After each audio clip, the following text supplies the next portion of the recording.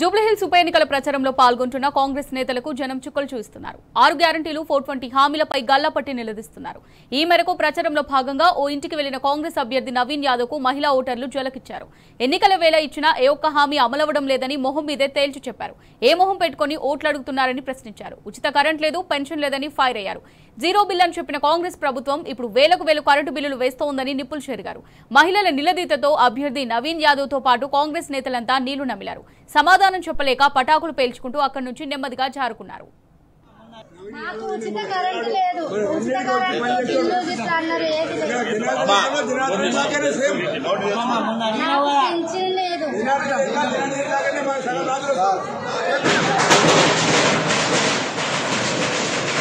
మాకు ఉచిత కరెంట్ లేదు, ఉచిత కరెంట్ అన్నారు.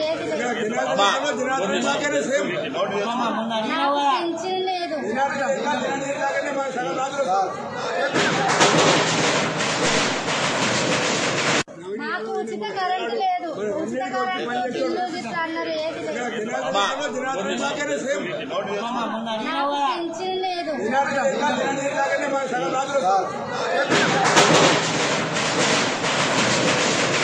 మాకు ఉచిత కరెంట్ లేదు, ఉచిత కరెంట్ అన్నారు. పెన్షన్ లేదు.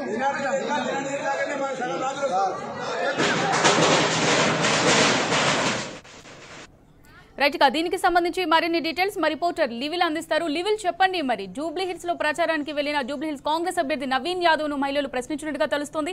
ఉచిత కరెంట్ లేదు, పెన్షన్ లేదని ఫైర్ అయినట్టుగా తెలుస్తుంది. నవీన్ యాదవ్ అక్కడి నుంచి నెమ్మదిగా జారుకున్నట్టుగా కూడా తెలుస్తుంది. మరి దీనికి సంబంధించి డీటెయిల్స్ ఏ విధంగా ఉన్నాయి? జూబ్లీహిల్స్ ఉప ఎన్నికల్లో కాంగ్రెస్ పార్టీ మంత్రులకు అభ్యర్థికి వరుస చాకులు తగులుతున్నాయి. ఎక్కడికి వెళ్ళినా నిరసన వ్యక్తమవుతుంది. మీరు ఏ ముఖం పెట్టుకుని వస్తున్నారంటూ కూడా నిలదీస్తున్న పరిస్థితి ఇవాళ నియోజకవర్గ వ్యాప్తంగా కనిపిస్తుంది.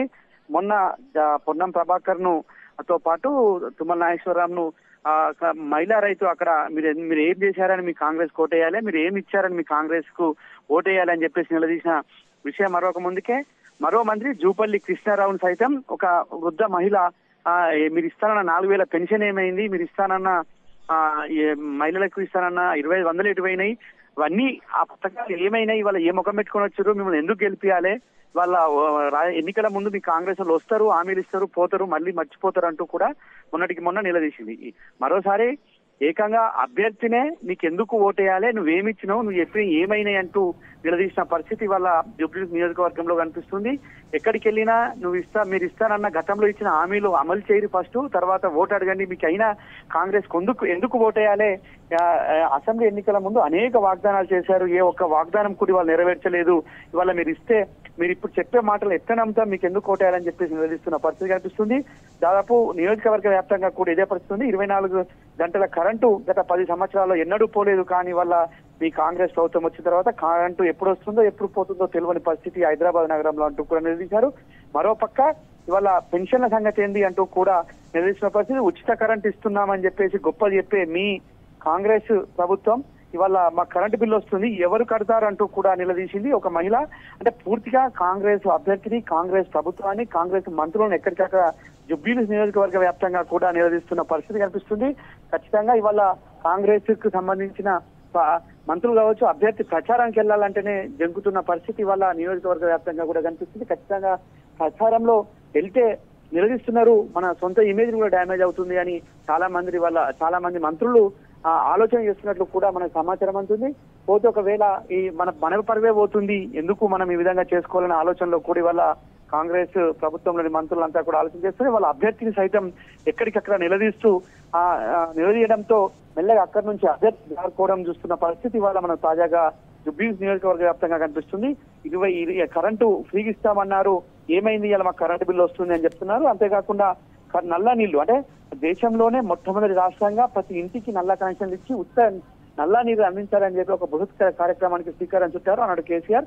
ఆ కార్యక్రమాన్ని సైతం ఇవాళ పూర్తిగా దివాలా తీయడంతో పూర్తిగా ఇవాళ దాన్ని బిల్లులు వసూలు చేసి వాళ్ళ వేలలో బిల్లులు వసూలు చేస్తున్న పరిస్థితితో వాళ్ళ మహిళలంతా కూడా నిలదీస్తున్నారు. మీరు ఏ ముఖం పెట్టుకుని మా ఇంటికి వచ్చిర్రు, మీరు నల్ల నీళ్ళ బిల్లులు వసూలు చేస్తున్నారు అంటూ కూడా నిలదీస్తున్న పరిస్థితి ఉంది. మరోపక్క ప్రధానంగా కాంగ్రెస్ ప్రభుత్వం డబుల్ బెడ్రూమ్ల మీద గత బీఆర్ఎస్ ప్రభుత్వం దాదాపు 1,00,000 పైసలకు డబుల్ బెడ్రూమ్లు కేటాయించింది, కట్టించింది. ఇవాళ వీరు వస్తారు నేను గొప్పగా చెప్పుకున్నారు. ఇందిరమ్మ ఇళ్ళకి వాళ్ళ అతి లేదు గతి లేదు. వాళ్ళ ఇందిరమ్మ ఇల్లులు ఇవ్వకపోవడం, మీరు డబుల్ బెడ్రూమ్ ఏడిచ్చిర్రు, ఎందుకు వస్తున్నారు మా ఇంటికి అంటూ కూడా నిలదీస్తుంది. పూర్తిగా కాంగ్రెస్ ప్రభుత్వంలోని మంత్రులను ఒకవైపు, ఎమ్మెల్యేలు మరోవైపు ఇవాళ అభ్యర్థిని సైతం ఎక్కడికక్కడ నిలదీయడంతో ముఖం చాటేసిన పరిస్థితి వాళ్ళ కాంగ్రెస్ పార్టీకి సంబంధించిన క్యాడర్ కనిపిస్తుంది. ఇవాళ వారు ఇచ్చిన ఏ ఒక్క హామీ నెరవేర్చకపోవడంతో ఇవాళ వారు ఓటు అడిగే హక్కును కూడా కోల్పోయారంటూ కూడా ప్రజలంతా మండిపడుతున్నారు. కాంగ్రెస్ పార్టీ ఖచ్చితంగా ఈ ఎన్నికల్లో కరుగాల్సి వార్త పెడతామంటూ కూడా వారంతా నిలదీస్తున్నారు. ఖచ్చితంగా రానున్న రోజుల్లో ఈ కాంగ్రెస్ ప్రభుత్వం పై మరింత నిరసనలు వ్యక్తమవుతున్నారు. వాళ్ళు ఎక్కడికి వెళ్ళినా మీరు ఇచ్చిన హామీలు ఏమైనా ఎందుకు వచ్చారు, ఇవాళ మీరు ఇచ్చిన హామీలు పక్కన పెట్టే గత 10 సంవత్సరాలు అద్భుతంగా పాలన కొనసాగించిన బీఆర్ఎస్ ప్రభుత్వం ఇచ్చిన పథకాలను కూడా ఇవాళ బంద్ చేసిర్రు, మీకు ఎందుకు ఓటేయాలి అంటూ కూడా నిలదీస్తున్న పరిస్థితి ఇవాళ నియోజకవర్గ వ్యాప్తంగా కూడా కనిపిస్తుంది. అమూల్య, లివిల్ రెడ్డి, ఇప్పుడు మనం చూసినట్టయితే నిన్న నిరుద్యోగులు కూడా ప్రచారానికి వెళ్ళారు. అప్పుడు మహిళలను కూడా చూడకుండా వారిపైన అటాచ్ చేశారు. అంటే ఈ రౌడీజం అంతా దేనికి? అంటే జూబ్లీ హిల్స్ లో ఓటమి భయంతోనే ఈ విధంగా బెదిరింపులకు పాల్పడుతున్నారు అనుకోవచ్చు అంటారా? ఓటమికి అనేక దారులు ఎత్తుకుంటున్నారు. ఓటమి ఉన్న నేపథ్యంలోనే ఫ్రస్ట్రేట్కు లోనై ఇతర వారిపైన ఫ్రస్ట్రేషన్ చూపిస్తున్న పరిస్థితి వాళ్ళకి కనిపిస్తుంది. నిన్న నియోజకవర్గ వ్యాప్తంగా కూడా నిరుద్యోగులకు 2 సంవత్సరానికి 2 లక్షల ఉద్యోగాలు ఇస్తానన్నారు.